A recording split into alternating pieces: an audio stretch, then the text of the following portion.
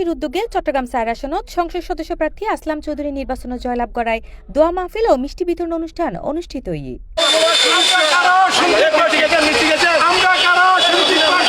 ফেব্রুয়ারি ১৪ তারিখ সকাল ১১টায় বিশ্বকলোনি আকবরশাহ ডি ব্লকত মাইজে সন্দ্বীপবাসীর উদ্যোগে এই অনুষ্ঠানের আয়োজন করা হয়। সাবেক আকবরশাহ থানা যুবদলের সিনিয়র যুগ্ম আহ্বায়ক মোহাম্মদ ইকবাল হোসেনের সঞ্চালনায় এবং ৯ নং ওয়ার্ড বিএনপি যুগ্ম আহ্বায়ক ও সন্দ্বীপ ফাউন্ডেশনের প্রধান উপদেষ্টা মোহাম্মদ হানিফুর সভাপতিত্বে এই আয়োজনত মাইজি অতিথি হিসেবে উপস্থিত আছেন সাবেক আকবরশাহ থানা বিএনপির যুগ্ম সাধারণ সম্পাদক আকবর হোসেন ফরহাদ, সাবেক আকবরশাহ থানা বিএনপি নেতা মোশাররফ হোসেন, মহিলা সম্পাদক হালিমা বেগম, ইউনিট বিএনপি নেতা বাবুল মাস্টার, প্রবাসী বিএনপি নেতা মোহাম্মদ আলতাফ হোসেন এবং ব্যবসায়ী মাহফুজুর রহমান। মসজিদের ইমামে যখন নামাজ পড়ানো হয় তার পিছনে অনেক লোক থাকে। আসলাম চৌধুরী একটা ইমাম, বর্তমানে উনি একটা ইমাম, ওনার পিছনে সবাই থাকবে।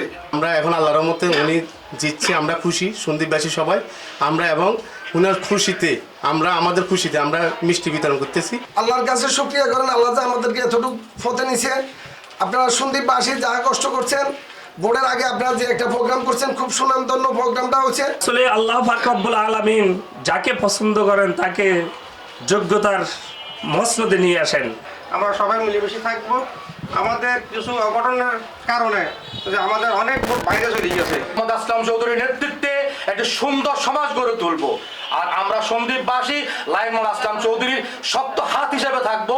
এ সময় আরো উপস্থিত আছেন জসিম, পিন্টু মাস্টার, আরিফ, নাসির, আনোয়ার, ফরিদ, বাবলু, আকবর, সৌরভ, মাওলা, সুফিয়ান, ফরিদ, দিদার, গিয়াসউদ্দিন, বাবুল, কবির সহ সন্দ্বীপবাসী এলাকার গণ্যমান্য ব্যক্তি অক্কল।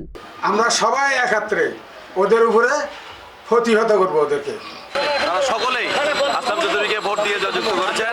প্রতিষ্ঠার মাধ্যমে এই প্রোগ্রাম আমরা করতে পেরেছি। এই জন্য আবার সন্দ্বীপবাসীর পক্ষ থেকে সবাইকে আন্তরিক শুভেচ্ছা অভিনন্দন জানাচ্ছি।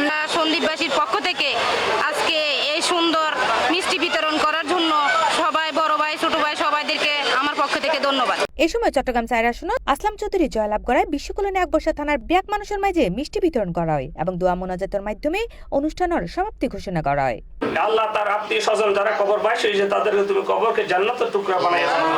C+ TV, Chittagong.